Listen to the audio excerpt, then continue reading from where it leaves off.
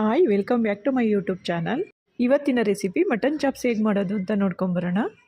ಒಂದು ಮಿಕ್ಸಿ ಜಾರ್ಗೆ ಒಂದು 3 ಗೆಡ್ಡೆ ಆಗೋಷ್ಟು ಬೆಳ್ಳುಳ್ಳಿ, 1-2 ಇಂಚು ಶುಂಠಿ, 2 ಈರುಳ್ಳಿ, 6ರಿಂದ 7 ಹಸಿರು ಮೆಣಸಿನ್ಕಾಯಿ, ಖಾರ ಜಾಸ್ತಿ ತಿನ್ನೋರಾದರೆ ಇನ್ನೂ 2 ಹಸಿರು ಮೆಣಸಿನ್ಕಾಯಿ ಹಾಕೋಬೋದು, 1-2 ಇಂಚಷ್ಟು ಚಕ್ಕೆ, ಒಂದು 4ರಿಂದ 5 ಮೆಣಸು, ಒಂದು ಇಡಿ ಆಗುವಷ್ಟು ಪುದೀನ, ಒಂದು ಇಡಿ ಆಗುವಷ್ಟು ಕೊತ್ತಂಬರಿ ಸೊಪ್ಪು ಹಾಕ್ಕೊಂಡಿದ್ದೀನಿ.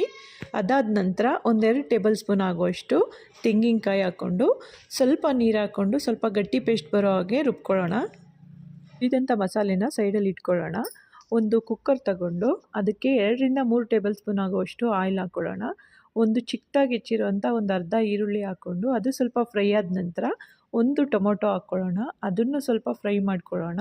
ಟೊಮೊಟೊ ಫ್ರೈ ಆಗೋ ಟೈಮಲ್ಲೇ ಸಣ್ಣದಾಗಿ ಹೆಚ್ಚಿಟ್ಕೊಂಡಿದ್ದಂಥ ಕೊತ್ತಂಬರಿ ಸೊಪ್ಪು, ಸ್ವಲ್ಪ ಮೆಂತ್ಯ ಸೊಪ್ಪನ್ನು ಸೇರಿಸ್ಕೊಂಡು ಅದನ್ನು ಕೂಡ ಫ್ರೈ ಮಾಡ್ಕೊಳ್ಳೋಣ. ಸೊಪ್ಪು ಟೊಮೊಟೊ ಎಲ್ಲ ಫ್ರೈ ಆದ ನಂತರ ತೊಳೆದು ಇಟ್ಕೊಂಡಿರೋವಂಥ ಮಟನ್ ಸೇರಿಸ್ಕೊಳ್ಳೋಣ. ಮಟನ್ನು ಸೊಪ್ಪು ಎಲ್ಲನೂ ಸ್ವಲ್ಪ ಮಿಕ್ಸ್ ಮಾಡಿಬಿಟ್ಟು ಸ್ವಲ್ಪ ಫ್ರೈ ಆಗೋದಕ್ಕೆ ಬಿಡೋಣ.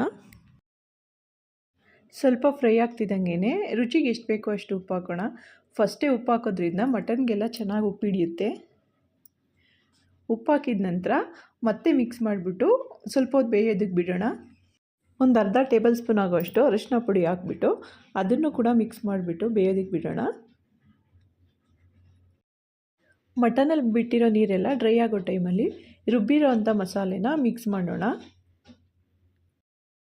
ಮಸಾಲೆ ಎಲ್ಲ ಫುಲ್ ಮಟನ್ಗೆ ಹಿಡಿಯೋ ಥರ ಚೆನ್ನಾಗಿ ಮಿಕ್ಸ್ ಮಾಡಿಬಿಟ್ಟು ಒಂದು 10 ನಿಮಿಷ ಬೇಯೋದಕ್ಕೆ ಬಿಡೋಣ. ಮಟನ್ ಎಲ್ಲ ಒಂದು 10 ನಿಮಿಷ ಬೆಂದ ನಂತರ ಮಟನ್ ಮಸಾಲ ಪೌಡರ್ ಬರುತ್ತಲ್ಲ ಅದನ್ನು ಹಾಕಬೇಕು. ನಾನು ಮಟನ್ ಮಸಾಲ ಪೌಡರ್ ಇರಲಿಲ್ಲ, ಅದಕ್ಕೋಸ್ಕರ ಚಿಕನ್ ಮಸಾಲ ಹಾಕ್ಕೊಂಡಿದ್ದೀನಿ. ಆ ಮಸಾಲ ಪೌಡ್ರು ಕೂಡ ಮಿಕ್ಸ್ ಮಾಡ್ಕೊಳ್ಳೋಣ. ಈ ಟೈಮಲ್ಲಿ ಬೇಕು ಅಂತ ಅಂದರೆ ಕಸೂರಿ ಮೇಥಿ ಹಾಕ್ಕೊಳ್ಳೋಣ. ಕಸೂರಿ ಮೇಥಿ ಹಾಕೊಳ್ಳೋದ್ರಿಂದ ತುಂಬ ಟೇಸ್ಟ್ ಆಗಿರುತ್ತೆ. ಮಟನ್ ಬೇಯೋದಕ್ಕೆ ಎಷ್ಟು ಬೇಕೋ ಅಷ್ಟು ನೀರು ಹಾಕ್ಕೊಂಡು ಉಪ್ಪು ಎಲ್ಲ ಕರೆಕ್ಟಾಗಿದೆಯಾ ಅಂತ ಚೆಕ್ ಮಾಡ್ಕೊಂಡು ಲಿಡ್ ಕ್ಲೋಸ್ ಮಾಡ್ಕೊಳ್ಳೋಣ. ಲಿಡ್ ಕ್ಲೋಸ್ ಮಾಡಿದ ನಂತರ ಒಂದು 4ರಿಂದ 5 ವಿಷಲ್ ಹೊಡಿಸ್ಕೊಳ್ಳೋಣ. ಮಟನ್ ಆಗಿರೋದ್ರಿಂದ ಅದು ಚೆನ್ನಾಗಿ ಬೇಯಬೇಕು. ತುಂಬ ಟೇಸ್ಟಿಯಾಗಿರುತ್ತೆ. ಒಂದು ಸಲ ಟ್ರೈ ಮಾಡಿ.